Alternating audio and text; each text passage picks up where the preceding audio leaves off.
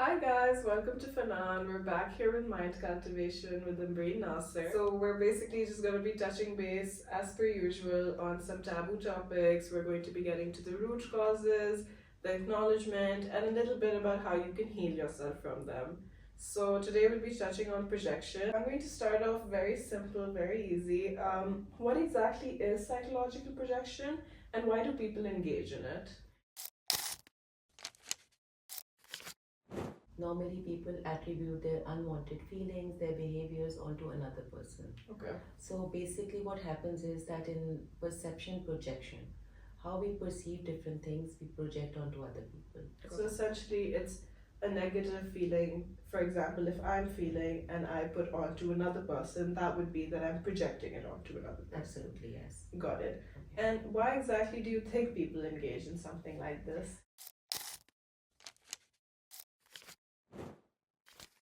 So basically, what happens is we these all these things stem from your childhood. Yeah. Probably at that point in time, we are not addressed. The person is not addressed. So the insecurity is there. The safety matters are there. People are unwanted. So they feel that they are not good enough. So all these things put together makes a person insecure within himself. So just to overcome that, the person always projects his own insecurities onto another person. Okay. Yeah, so that is the root cause is that whatever you are not capable of doing or you are unworthy of doing, you project it onto another person. Got So it. that's basically projection. Got it. So, for example, moving further into this, I want to ask like, if I'm an anxious person or if I'm an angry person, what exactly is the connection between me projecting it onto someone and these insecure and unconscious fears and insecurities within myself?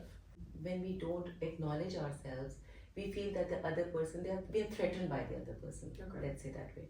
So if somebody is an angry person, so he will definitely project his anger onto another person, that he will feel the other person is angry. You don't want to address that. You don't know what is happening inside of you.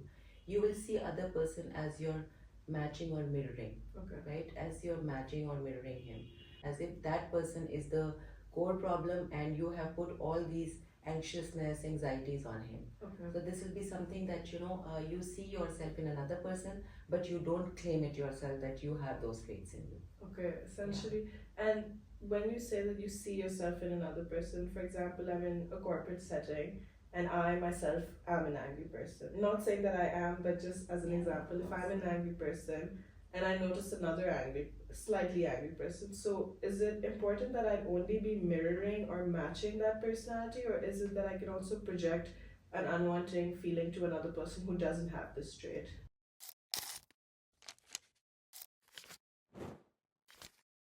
Yeah, so this is something always unconscious. Yeah. And essentially, it's not important that that person has to be angry. Not at all. Yeah. Not at all. Okay. You're projecting onto him all your insecurities. Got it. So, as you said, it is a defense mechanism. How exactly does one person engage in this?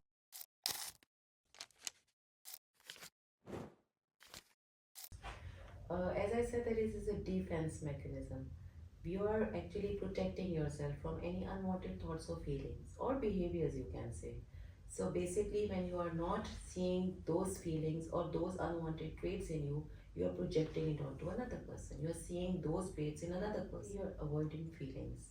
Sometimes a person doesn't want to go so deep into, for instance, some trigger or some trauma.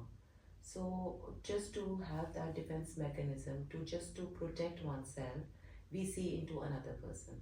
So this is basically you're protecting yourself. Then it's like low self-esteem. When you are in your lows or when you are not there, you're not processing your fears or your anxieties, you just think that the other person has all the luxuries of the world and they are just fine in their lives. So people who feel insecure, people who have low self-esteem, they will see other person as the threat. Okay. So once they start seeing that, they will put all their insecurities onto them, Okay. just to make them feel that they take the ownership of whatever is going on, and we are just relaxing and we don't have any traits like that or unwanted feelings. Got it. So basically, this is something like it's sort of, you can say that's a blame game also. Same time, you're not recognizing your own, like, conflicts or triggers. Got it. Yeah. The blame game, as you said. So I feel like projection is very common around town, around any situation that you're in, whether it's an organization, a family, friendships. I kind of want to ask, what are the signs that someone else is projecting onto you? Okay, for instance, if you're working in an organization, your boss is a fine person, you don't have any issues, but you cannot see your boss like, being a successful person. You want to be in his place. So when you cannot, like, match with his like qualities, automatically there comes jealousy in a person. So you feel jealous of that person, but instead you feeling that and you having that those traits in you, you think that your boss is jealous of you. So this way, like, this is a constant, like, battle between your conscious and unconscious mind, where you are somebody else, but you are seeing everything, all those traits, unwanted traits, onto another person. A person can, at most days, figure out if someone is projecting onto them, and that they can only do by being sure of where they stand, right? And moving further into this, how do you actually differentiate from genuine criticism versus projection from another person? Alicia, basically, a general criticism is very constructive. Yeah. It comes from the place where you are giving a feedback or a growing edge to a person. Whatever is going wrong, you're telling that person point blank that this is wrong and this is right. So this is a very, like, generalized thing where people are actually giving feedbacks to other people, other person. But in projection, it's all happening unconsciously. Whatever a person is going through, guilt, trust issues, abandonment, rejection, you are seeing exactly those traits into another person. Got it. So essentially, you can separate to know where it's coming from, Yeah. and you can also kind of see that genuine criticism will always be based off of a situation, as you said, you Yeah. know, because it's a growing edge. It's like a feedback that someone will give on some situation, Absolutely. whereas projection is something that another person would be doing unconsciously. Unknowingly. Unknowingly They're as well. typically doing it unknowingly. They are not even aware of themselves. Okay. So that's the difference between healthy criticism and whatever criticism Yeah, and genuine. rejection. Got it. Understood. If someone is inhibiting these signs of, you know, always projecting onto others and wants to kind of break the cycle, so what are the first steps that they can take in breaking the habit of projecting onto others?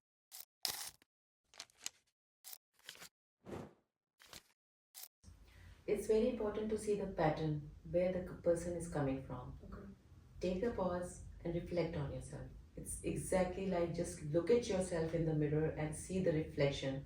Is it your problem or somebody else's? Okay. So that's initially the thing is that you have to see the pattern first, then pause and reflect on yourself, and then think that this is not what you want from yourself. Yeah. This is somebody else's.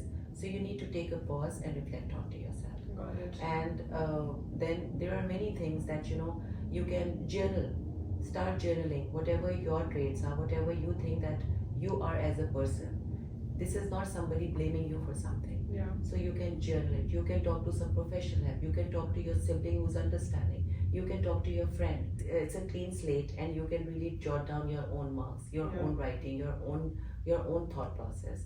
So that is something, the first steps I would say that people must start doing it from very initial period when we think that somebody is projecting their own insecurities onto us. Got it. It's a blanket statement for self-reflection, because whether you're on the receiving end or whether you're on the giving end of projection, it's very important to take a step back, you know, look at what you're doing, look at your actions and see, is this the type of person I want to be, essentially? Yeah. Got it. And don't respond to their conversation, because here is the thing that you have to really draw your firm boundaries, that you are not going to be there like their prey, or they cannot be playing all the time victim card to you. Yeah. Then secondly, like the best thing is just just be mindful of things like meditation is very important for you. That if you don't want to mess around, or if you don't want other people to mess around with you, just go in your own, like small safe space, where you can meditate, where you can, like, journal, read a book, do whatever you want, like just for your hobby. For the foremost and the very important thing is look after yourself. Got it. The best thing is when you look after yourself and you know that nobody is going to give me any sort of command, and I'm not going to take any command from somebody, then you are at the ease end. Then you can really relax and just do whatever you want to, because once you start recognizing the pattern of someone who's projecting onto you, you will easily detach yourself from that person, because you don't, every time you cannot be associated in the, like, in the picture. Yeah. Sometimes you have to dissociate and see as a third person. Where is that person coming from? Is it your insecurity or somebody else's insecurity? Is it your problem or somebody else's problem? So when you really get the crux of the main issue, you will easily detach yourself from that. 100%. So that's something very important. That's, first of all, don't self-sabotage yourself, respect yourself, give yourself that space, and draw a boundary. Person projecting is usually, it's an abusive person that's projecting, Yeah. It's not ever in a positive connotation. So what if that person does not allow you to remove yourself from that situation?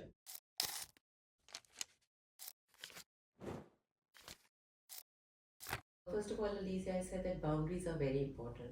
So you can tell them from your physiology that thank you so much. Make that appearance as a person who is not approachable. That's the biggest thing for a projecting person, that he or she is going to wean off from you. Okay. Then your tonality is very important. How firm are you in your words? How firm are you in your tonality? We are very like emotional people, kinesthetic, feelings, touch, Yeah.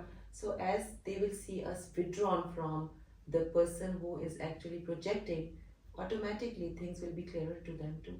Of course. Yeah. So basically, it's very important to make your boundaries known with someone who's projecting. And those type of people are not the type of people you want to keep around, because they will constantly take their baggage and dump it onto you.